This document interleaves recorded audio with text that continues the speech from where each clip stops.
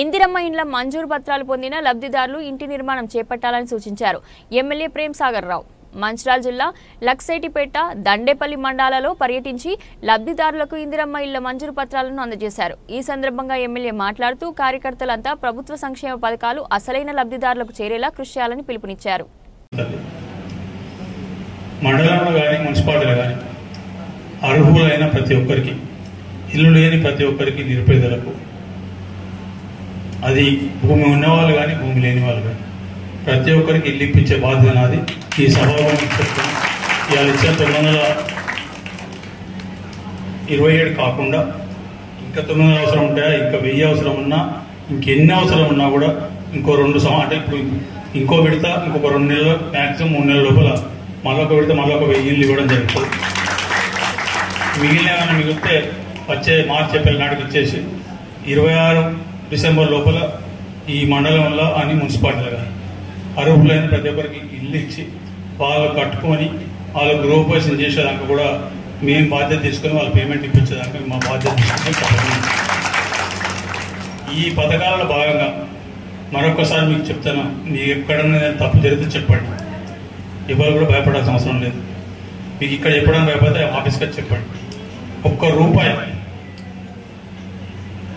కార్యకర్తలు, మా కాంగ్రెస్ పార్టీ నాయకులు కానీ అధికారులు కానీ ₹1 మిమ్మల్ని ఏమైనా అడిగితే చెప్పండి. ఎవరికైనా మీరు ఇస్తే మాత్రం ఇచ్చిన వాళ్ళది ఇల్లు క్యాన్సిల్ చేస్తాను. ఇక మళ్ళీ ఏ పథకం కూడా వాళ్ళకి రాదు. ₹1 ఎవరికైనా ఇస్తే మాత్రం. దాంతోపాటు తీసుకున్న వాళ్ళకు పనిష్మెంట్ ఎట్లా ఉంటుంది, వేరే వాళ్ళైతే ఏం దేనికి పని కాకుండా చేస్తా. ఇచ్చిన వాళ్ళకి మాత్రం ఖచ్చితంగా పథకం క్యాన్సిల్. మీరు మర్చిపోయి కళలు కూడా ప్రభుత్వ పథకాలకు దేనికి కూడా ₹1 ఎవరికి ఇవ్వాల్సిన అవసరం లేదు. అధికారులు కూడా మంచిగా సర్వీస్ చేస్తారు. వాళ్ళు కూడా నిజాయితీతోటి వాళ్ళు కూడా కాంగ్రెస్ పార్టీ ప్రభుత్వానికి సహకరించి అన్ని రకాల ప్రభుత్వం ఏదైతే వాళ్ళ నుంచి కోరుకుంటుందో ఆ రకమైన సహకారం ఇస్తూ కష్టమైనా కూడా రాత్రి పగలు పనిచేసి చేస్తున్నారు. దానితో పాటు మా కాంగ్రెస్ పార్టీ కార్యకర్తలు నిజంగా బార్డర్లో ఉన్న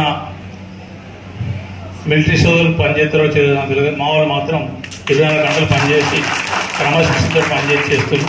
తప్పకుండా వాళ్ళకు కూడా రుణపడతా. ఇవాళ ఈ కార్యక్రమమే కాకుండా రాజీవ్ యువ వికాస్ ఎవరైతే కొందరు చదువుకున్న యువకులు, కొందరు చదువుకోని యువకులు, వాళ్ళకు ఏ రకమైన ఉద్యోగాలు లేకుండా ఇబ్బంది ఉన్నారు, వాళ్ళ కోసం అని చెప్పి ఈ కార్యక్రమం కూడా తీసుకురావడం జరిగింది. అధికారిక కార్యక్రమం రేపు సాయంత్రం ఇక్కడ హైదరాబాద్ స్టార్ట్ అయింది కాబట్టి దాంతో ఈరోజు అనుకున్నది ఇంకొక 2-3 రోజుల తర్వాత లేకపోతే 4 రోజుల తర్వాత ఆ కార్యక్రమం తీసుకుంటాం.